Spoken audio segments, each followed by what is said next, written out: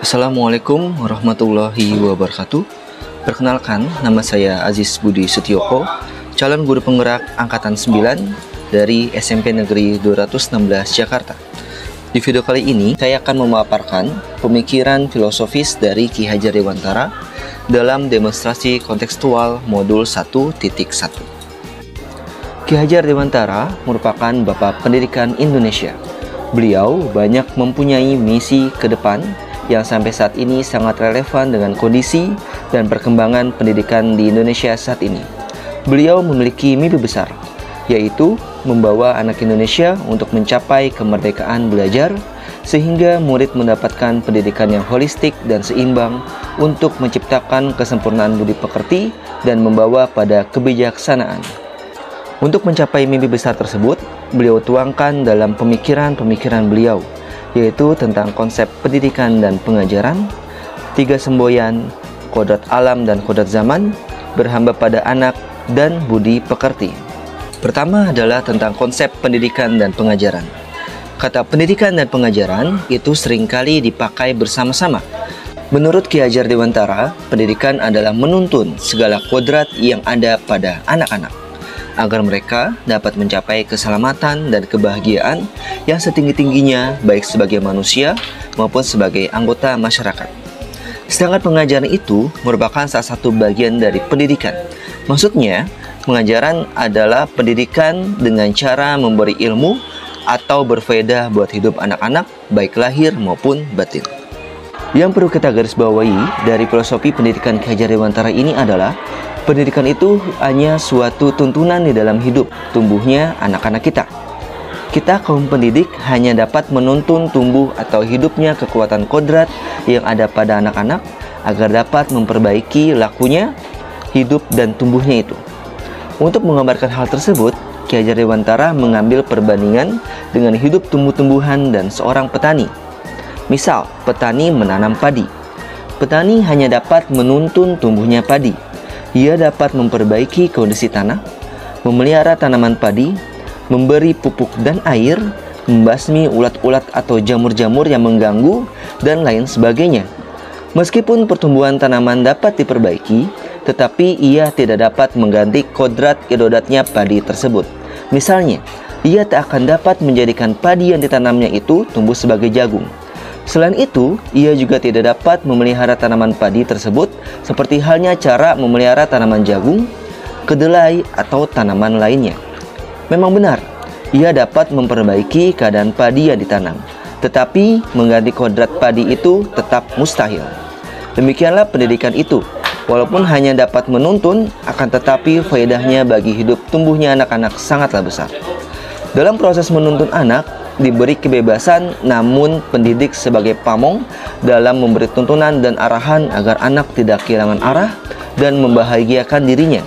Seorang pamong dapat memberikan tuntunan agar anak dapat menemukan kemerdekaannya dalam belajar. Selanjutnya adalah 3 semboyan Ki Hajar Dewantara. Seperti disebutkan sebelumnya, bahwa pendidikan adalah menuntun anak. Maka hal tersebut sejalan dengan semboyan Ki Hajar Dewantara, yaitu Ing Ngarso Sung Tulodo, Ing Madya Mangun Karso, dan Tut Wuri Handayani.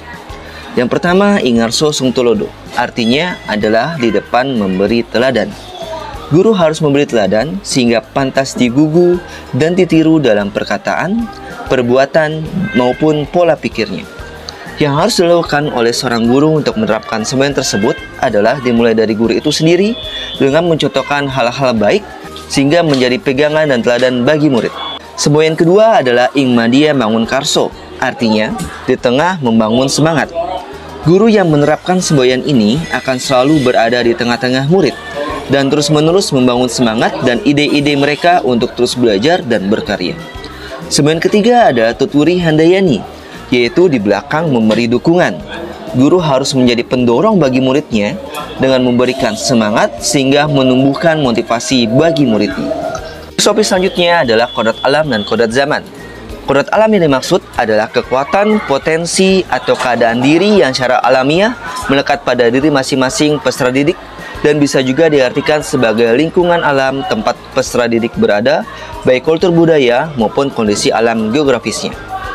Maka, peran guru tidak bisa menghapus sifat dasar sang anak. Yang bisa dilakukan adalah menuntun mereka agar muncul sifat-sifat baiknya, sehingga dapat menutupi atau mengaburkan sifat-sifat yang tidak baik. Selain itu, guru juga menuntun anak sesuai lingkungan alam dan kultur sosial budayanya. Sedangkan terkait dengan kodrat zaman, pendidik menuntun anak untuk mendapatkan keterampilan sesuai zamannya, agar mereka bisa menghadapi masa depan sesuai dengan kecakapan pembelajaran abad 21, yaitu meliputi creativity, critical thinking, communication, dan collaboration. Pendidik harus tetap terbuka dan mengikuti perkembangan zaman yang ada. Namun, tidak semua yang baru itu baik, jadi perlu disaring dan diselaraskan sesuai dengan potensi kultural sosial budaya yang kita miliki. Selanjutnya adalah berhamba pada anak. Apa maksudnya? Kita sebagai seorang guru harus menghamba pada anak. Artinya adalah seorang guru harus memberikan kebebasan kepada anak dalam belajar, dimulai dari tahap perencanaan, pelaksanaan, sampai tahap penilaian dengan menerapkan model dan metode pembelajaran sesuai dengan keinginan dan karakter anak, atau dalam hal ini adalah memerdekakan anak. Namun, yang tetap perlu diperhatikan adalah murid selalu dalam pengawasan dan kontrol dari guru agar anak dapat menemukan dan mengembangkan dirinya sesuai dengan minat dan bakatnya. Terakhir adalah budi pekerti. Menurut Ki Hajar Dewantara, budi pekerti atau watak atau karakter merupakan perpaduan antara gerak pikiran, perasaan, dan kehendak atau kemauan sehingga menimbulkan tenaga. Budi yang berarti cipta, rasa, karsa, dan pekerti adalah raga. Sehingga budi pekerti membentuk keselarasan atau keseimbangan hidup antara cipta, rasa, karsa, raga, dan karya.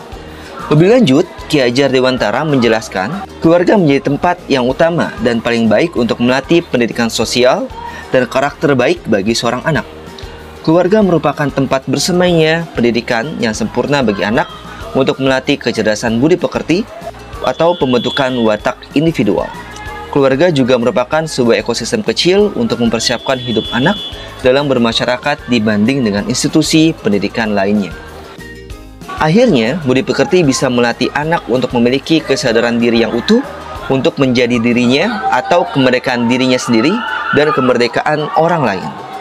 Berdasarkan pemikiran-pemikiran Ki Hajar Dewantara tersebut, maka guru harus tahu bagaimana cara mengajar, memahami karakter peserta didik, dan memahami tujuan pembelajaran.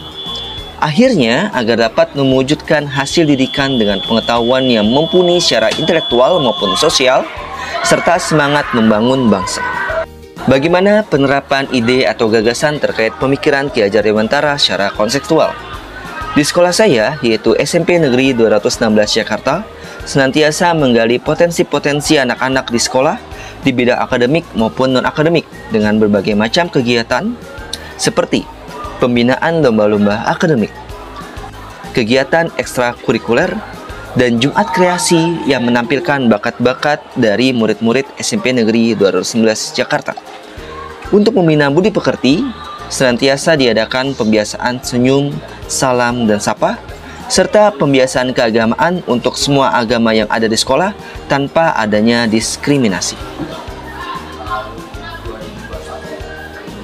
Selanjutnya, apa tantangan dan solusi untuk menerapkan pemikiran Ki Hajar Dewantara tersebut? Tantangannya antara lain adalah resistensi terhadap perubahan, kesetaraan akses bagi seluruh murid, dan kemampuan mengenali potensi, karakteristik, dan kebutuhan semua murid. Resistensi terhadap perubahan adalah kondisi guru yang enggan untuk menerima perubahan sehingga enggan belajar hal baru, selalu menggunakan metode pembelajaran yang sama, serta ketidakinginan diri untuk mengikuti perkembangan zaman.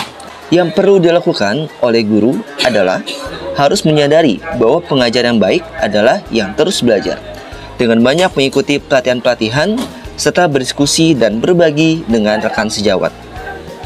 Untuk menjawab tantangan kesetaraan akses bagi seluruh murid adalah dengan memastikan bahwa semua murid memiliki akses yang sama terhadap peluang pembelajaran yang berpusat pada murid, terlepas dari latar belakang atau kemampuan awalnya. Sekolah harus bisa memastikan semua murid mendapatkan perhatian dan dukungan yang sesuai dengan kebutuhan murid tersebut. Terakhir adalah mengenali potensi, karakteristik, dan kebutuhan semua murid. Sesuai dengan konsep kodrat alam Ki Hajar Dewantara, maka guru harus mengenali potensi, karakteristik, dan kebutuhan semua murid sehingga bisa menerapkan pembelajaran yang bisa memaksimalkan semua potensi yang dimiliki oleh murid. Hal yang bisa dilakukan untuk mengenali potensi, karakteristik, dan kebutuhan semua murid secara utuh adalah dengan melakukan asesmen diagnostik. Demikian pemaparan yang dapat saya sampaikan. Kurang lebihnya mohon maaf. Terima kasih atas segala perhatian. Wassalamualaikum warahmatullahi wabarakatuh.